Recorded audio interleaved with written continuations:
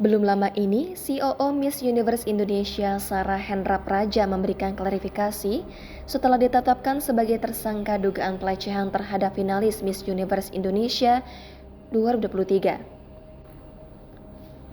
Dikutip dari YouTube KH Infotainment, Sarah Hendra Praja dengan tegas mengatakan dirinya tak melakukan pelecehan seperti yang dituduhkan selama ini.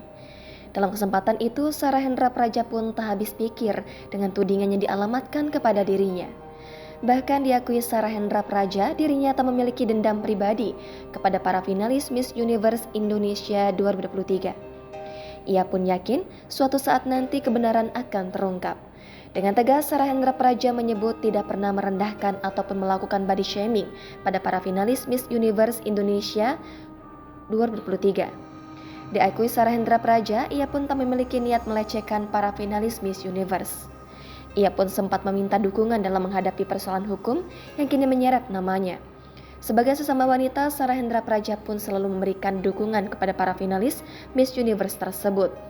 Dalam kesempatan lain, Sarah Hendra Praja mengaku hanya menjalankan tugas dari Alden Wong, CEO Miss Universe Indonesia 2023. Yang menjabat pada saat itu terkait prosedur body checking. Hal itu diungkapkan langsung oleh kuasa hukum sang CEO, David Pohan. Lantas Sarah pun menjalankan tugasnya sebagai COO dengan menertibkan para finalis Miss Universe Indonesia 2023 atas perintah sang CEO. David menjelaskan kliennya juga mendapat arahan secara lisan dari CEO saat itu termasuk tugas melakukan body checking. Download Tribun X sekarang, menghadirkan lokal menjadi Indonesia.